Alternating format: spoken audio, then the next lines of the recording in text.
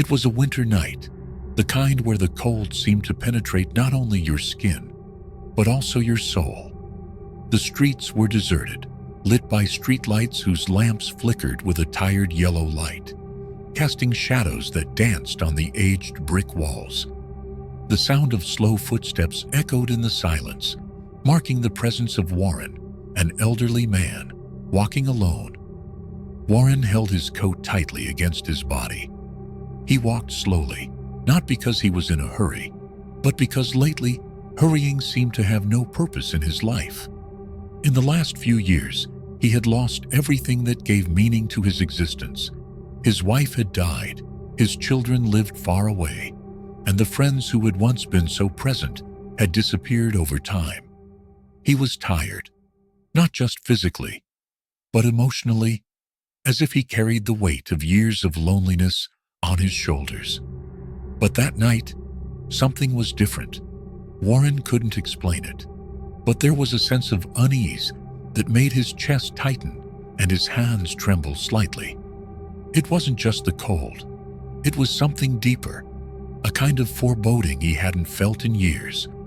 He tried to push the thought away, but the loneliness of the deserted street only seemed to intensify the fear that was slowly building inside him. As he walked, Warren looked around, as if expecting someone to appear and fill the void. But all he found was the sound of his own footsteps and the cold wind whistling through the abandoned buildings. Then, as he turned a corner, he saw them. 3 young men were gathered under a streetlight, laughing loudly and shoving each other, their voices echoing off the walls of the alley. They seemed unconcerned, but when they noticed the elderly man walking alone, their gazes changed. They exchanged mischievous smiles and began moving toward him. Warren felt a chill run down his spine. His instincts screamed at him to turn and run, but his legs wouldn't obey. He stopped in place, gripping his cane tighter, his eyes fixed on the young men, who were approaching slowly, their laughter now sounding like mockery. He tried to remain calm, but the sound of his heart beating rapidly seemed to scream in his ears. He knew he had no strength to react, nor to cry for help. There, on that deserted street, he felt like a leaf in the wind, at the mercy of fate. And it was at that moment, when despair was about to overwhelm him, that something unexpected happened. The silence was broken by an unexpected sound. A firm, determined bark echoed down the street, coming from somewhere in the darkness. Warren turned his head in the direction of the sound, and what he saw made his heart fill with a mixture of hope and confusion. Warren turned his head in the direction of the sound. At the end of the street, under the dim light of another flickering street lamp, an unlikely figure appeared. A boy, perhaps about 10 years old, wearing a coat that was much too big for his size. Beside him, a medium-sized dog with a watchful gaze and a firm stance growled softly, the hair on its neck standing on end, as if ready to attack. The boy took a few steps toward the group, his eyes fixed on the young men surrounding Warren. He didn't seem to hesitate, even with the disparity in their size and strength. "Hey!" the boy shouted in a voice that sounded much bigger than he was.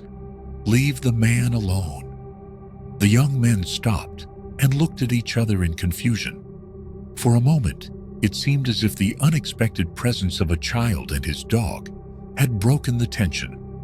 But then the leader of the group, a tall young man in a black jacket, laughed scornfully. "And what are you going to do, brat?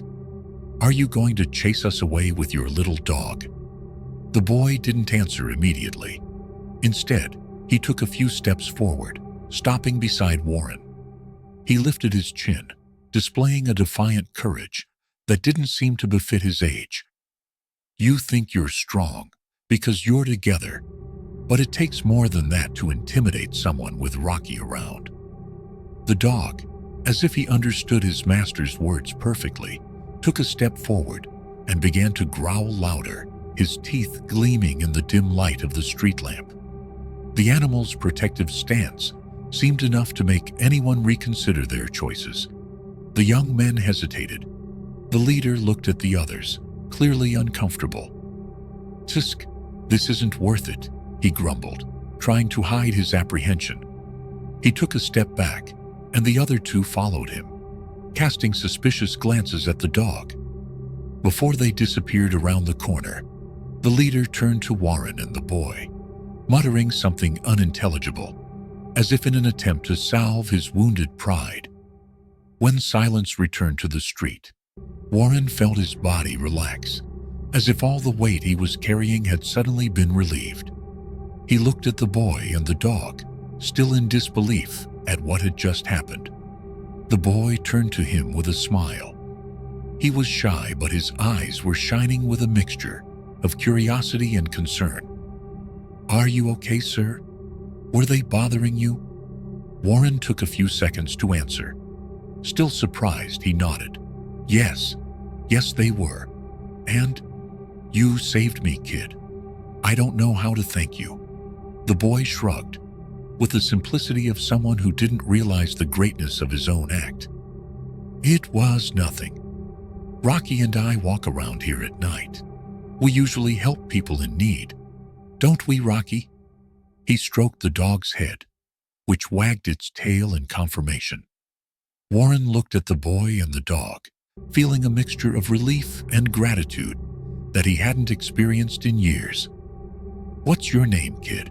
he asked, his voice choked. "James, and this is Rocky." The boy smiled, his eyes reflecting a courageous innocence. "And you, sir? Where do you live?" "I'm Warren. I live nearby. Or rather, I've lived around here for a long time," he sighed. "For years, I thought I knew this neighborhood, but today, it felt so strange, so empty." James nodded, as if he understood more than any kid his age should. "My mom works nights at the diner around the corner. I wait for her every night. Rocky and I are used to walking these streets. They're scary sometimes, but no one should be alone when it's dangerous." Warren felt his eyes fill with tears. He was about to thank her again when James interrupted, a smile on his face.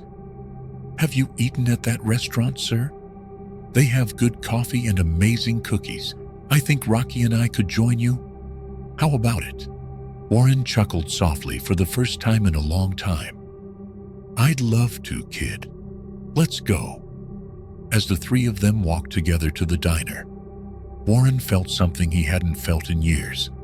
It wasn't just relief at having escaped a dangerous situation. It was the feeling that maybe he wasn't as alone as he thought. But that night, which seemed to have ended safely, still had surprises in store that Warren could never have imagined. The restaurant wasn't exactly welcoming, but at that moment, it seemed like a bright refuge in the middle of the darkness. It was small, with windows fogged by the cold and the smell of freshly brewed coffee filling the air. James held the door for Warren, and Rocky walked in with him, his tail wagging slightly, as if he too knew the danger was behind him. The waitress, a middle-aged woman with kind eyes, looked in surprise at the unusual trio entering. James waved to her, pointing to a table in the corner. "This one's good, isn't it, Mr. Warren?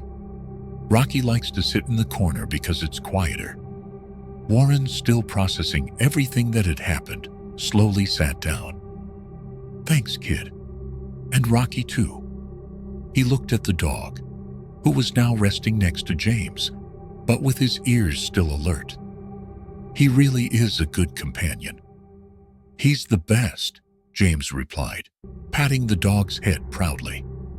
"Rocky came into my life when I needed him most. I think he knew he needed someone to take care of him, too." Warren smiled, but couldn't help but think of his own loneliness. He looked at James, so young, yet already carrying responsibilities and challenges that seemed too great for someone his age. The waitress came to take their order, and James looked at Warren. "What would you like?" "The coffee here is great." "Coffee is great," Warren said, but he glanced at James and added, "And order something for Rocky too. He deserves it." James's smile grew. "2 coffees and a small plate of meat for Rocky, please." The waitress laughed, taking their order, while casting a curious glance at the boy and the older man. As their orders arrived, the warm smell of coffee and the sound of Rocky chewing his reward created an atmosphere of unexpected comfort. Warren took a sip and finally felt the tension in his chest begin to ease. He glanced at James, who was sipping his coffee enthusiastically. "So, James," Warren began, "do you always walk around here with Rocky? Don't you think it's dangerous, especially this late?" James shrugged, but the sparkle in his eyes faded a little. "My mom works late, and I don't want her to come home alone. So I always come and pick her up. Rocky protects me, and we protect each other. We're a team." There was a moment of silence. Warren realized that James, so young and full of energy, also carried a weight that no one should have to carry alone. "You're a special kid, James," Warren said sincerely. "Not everyone would have the courage to do what you did today." James smiled shyly. "It's not courage. It's just the right thing to do. Rocky and I look out for each other. So why not look out for someone else?" The simplicity of the boy's words made Warren's heart sink. Throat. He could tell there was something about James's purity and Rocky's quiet loyalty that brought back a bit of hope he thought he'd lost forever. "What about you, Mr. Warren? Do you often wander around alone? Isn't there anyone waiting for you at home?" The question was direct, but devoid of malice. James just wanted to understand. Warren took a deep breath, hesitating for a moment. "Not really," he admitted. "My wife passed away a few years ago. My kids live far away. I guess I just got used to not waiting for anyone." James nodded, looking at Rocky. "You know, I used to feel that way, until I met Rocky. I guess you always need someone, even if it's just to share the silence." Warren fell silent, letting the boy's words echo. He stared at the coffee in his hands, feeling something shift inside him. Maybe, just maybe, tonight wasn't just another futile attempt to fill the void. But before he could finish his coffee, Warren heard a familiar voice. Something was about to bring back the danger he thought he had left behind. The restaurant seemed like a safe haven, but the outside world was not about to forget Warren so quickly. He was finishing his coffee, trying to absorb James's words, when something familiar made his shoulders tense. A mocking laugh, followed by loud voices and heavy footsteps, echoed down the street. Warren glanced toward the door. On the other side of the fogged window, he saw the shadows of 3 figures he recognized instantly. They were the young men who had surrounded him earlier, and this time, they were not alone. A 4th boy, larger and more menacing, was with them. James followed Warren's gaze, and his eyes narrowed. Rocky, as if sensing the change in the air, stood up immediately, his ears cocked toward the door. "They're here," James said, his voice low but full of determination.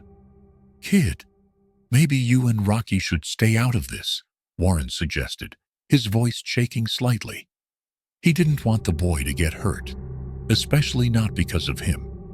James shook his head firmly. "They won't do anything, Mr. Warren. Not while we're together." Before any of them could think of what to do, the door to the restaurant opened and the 4 young men walked in, laughing and talking loudly.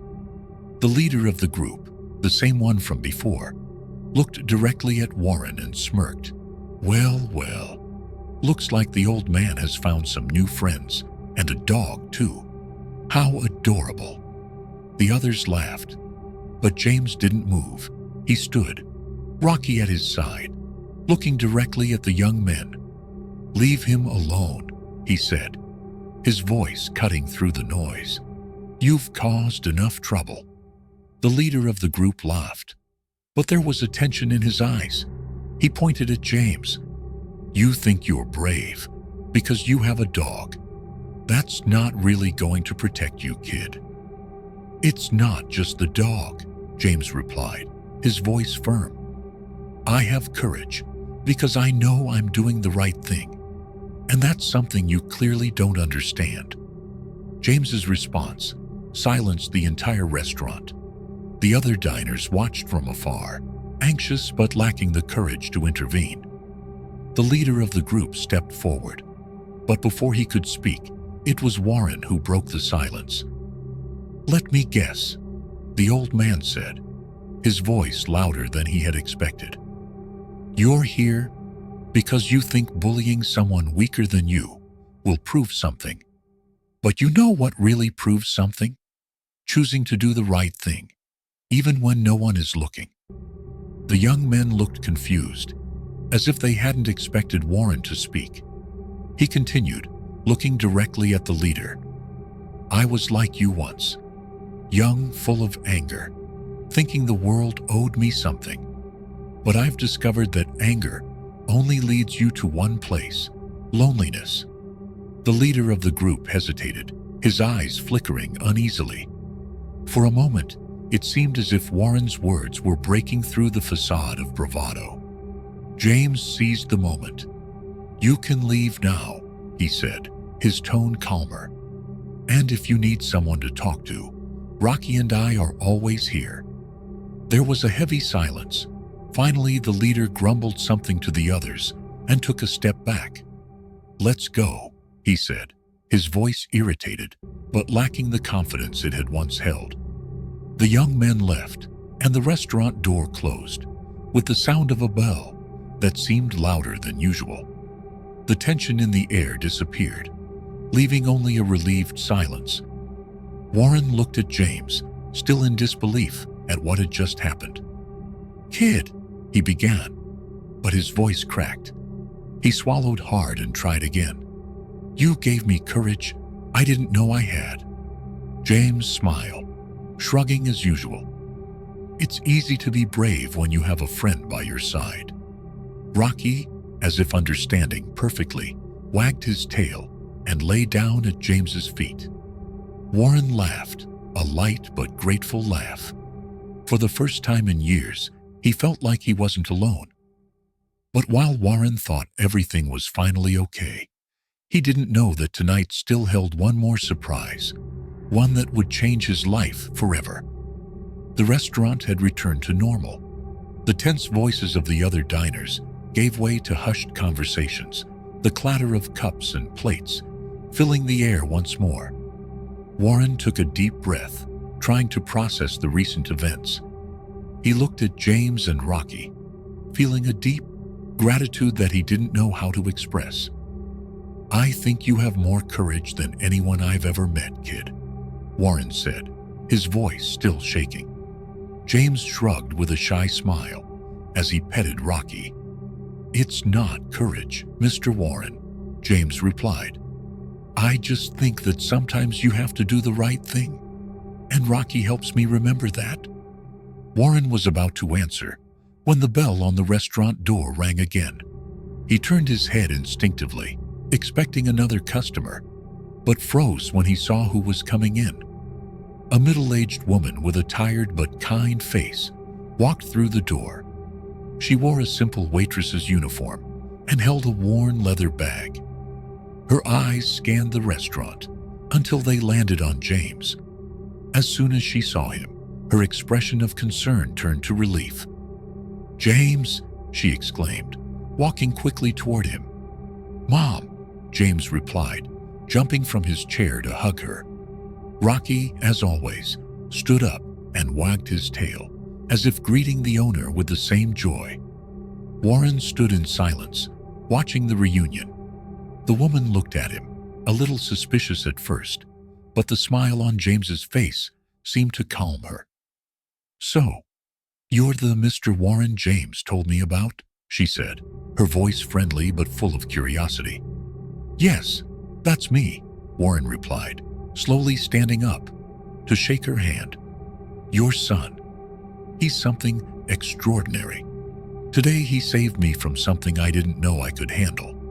James's mother sighed, looking at her son with a mixture of pride and concern. "James has always been like this. Ever since he was little, he can't see someone in need of help and just ignore it." James, a little embarrassed, tried to change the subject. "Mr. Warren, I was telling my mother how you play the piano. She loves music, you know. You should show her sometime." The comment took Warren by surprise. He hadn't played the piano in years, and the thought of doing it again in front of someone made him nervous. But before he could respond, James was already excited, his eyes shining. "What if we formed a team? Me, you, and my mother. We could play together sometime?" James's mother laughed, but there was something in her eyes, a mix of weariness and hope. "James, Mr. Warren doesn't have time for your crazy ideas. He has enough on his mind." "Actually," Warren interrupted with a hesitant smile, "I don't think the idea is so crazy." James let out an excited squeal. "I knew you'd like the idea. Let's make it happen, Mr. Warren. It's going to be amazing." And at that moment, Warren had no idea how that simple invitation would transform not only his life, but the lives of everyone around him, in ways he could never have imagined. The idea of playing the piano again seemed simple, but for Warren, it was like opening a portal to a past he'd buried. When he got home that night, he sat in the armchair in front of the old piano. The last time he'd played it had been for his wife, years ago, before her illness took her. Since then, the piano had become a piece of furniture, a relic of a life he'd tried not to revisit. But now, there was James, and there was hope. And maybe there was a reason to resurrect those forgotten melodies. The next day, Warren prepared to welcome James and his mother into his home. He spent the morning dusting off the piano and adjusting the keys he hadn't touched in years. The room, which used to feel empty, now had an air of anticipation. When James arrived with his mother, and of course Rocky, the house felt more alive than Warren could remember. James ran straight to the piano, his eyes shining with excitement. "So, Mr. Warren, is this where the magic happens?" he asked, running his fingers over the keys, even though he didn't know how to play. "This is where it happened once," Warren replied with a shy smile. "But it was a long time ago." James was undeterred. "So, it's time to make it happen again." Warren sat down at the piano, his fingers trembling as he played a simple melody he'd never heard before. He knew it by heart. The notes echoed through the room, hesitant at first, but then they took shape. James stood nearby, watching as if he were witnessing something magical. "This is amazing," he exclaimed. "I want to learn this." Warren laughed for the first time in years. "Let's take it easy, kid. First, let's see if I can still teach you." James's mother, sitting on a nearby couch, watched with a small smile. There was something about the scene that seemed to bring her peace too. "He never gets this excited, you know," she said to Warren. "Ever since his dad left, James has been trying to find something. I think he found it." Warren felt a tightness in his chest. He understood exactly what she meant. Ever since his wife had left, he too had been searching for something to bring meaning to his days. Maybe, just maybe, he had found it too. In the days that followed, teaching James to play the piano became part of Warren's routine. With each lesson, with each note played, something changed in the house. It seemed more full of life. Rocky, as always, was there, lying next to the piano, as if he were the guardian of this precious moment. James was a quick learner, but his youthful energy sometimes made lessons chaotic. He laughed at his own mistakes, and that made Warren laugh too.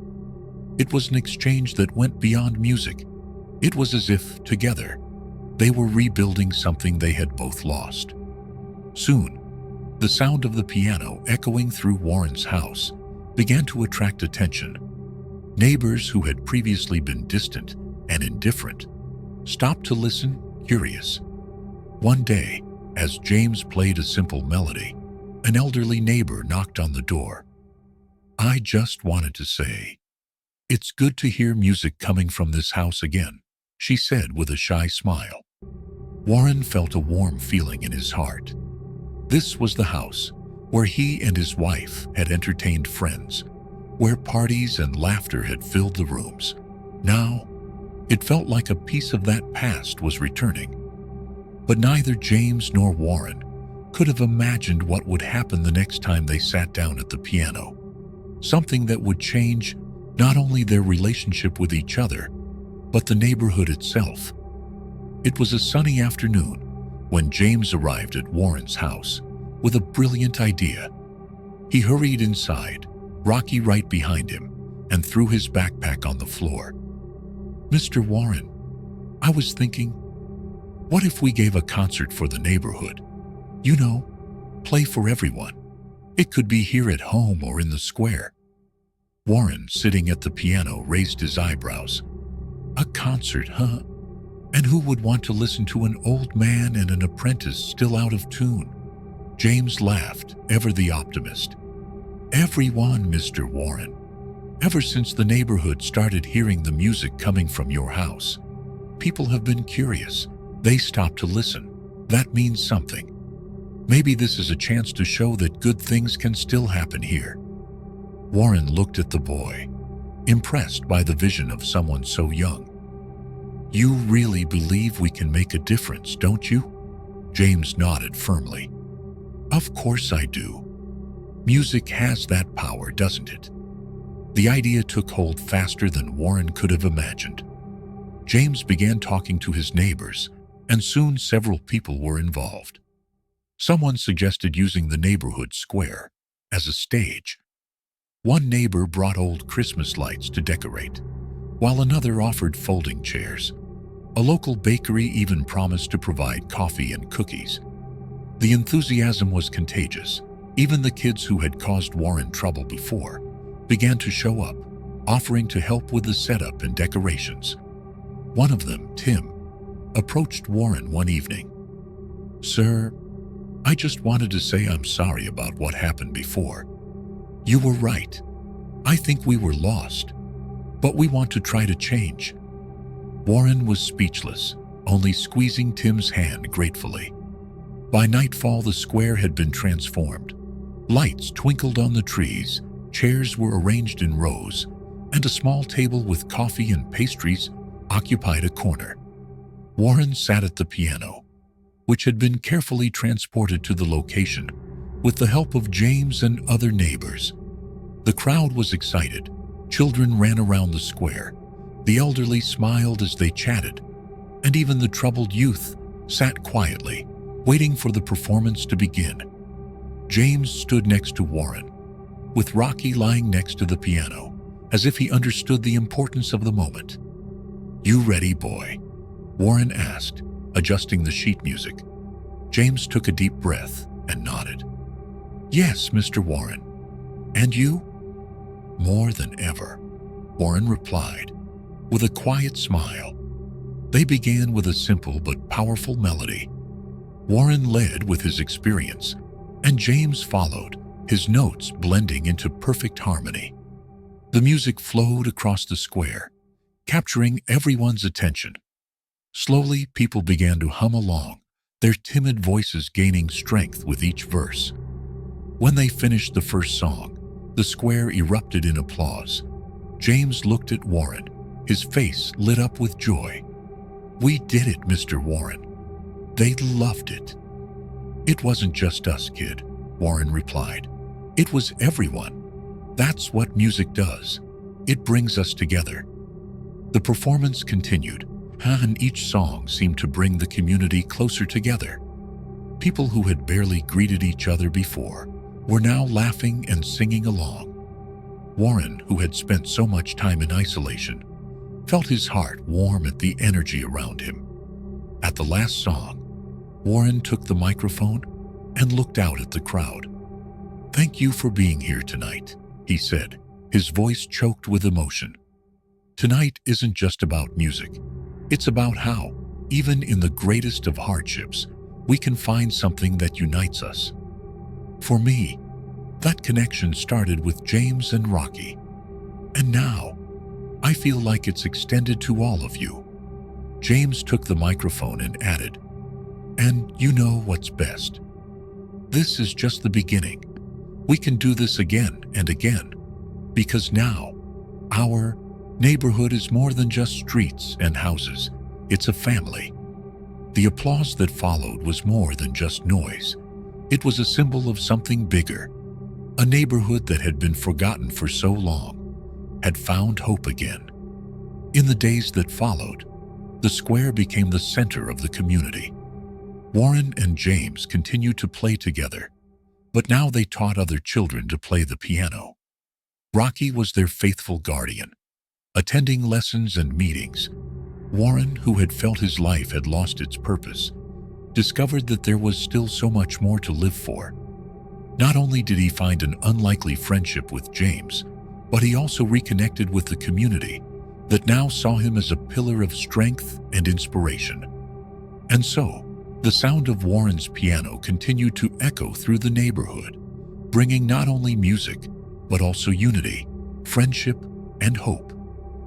If this story touched you, please like and share. And don't forget to subscribe for more stories that show the power of human connection. Until the next time.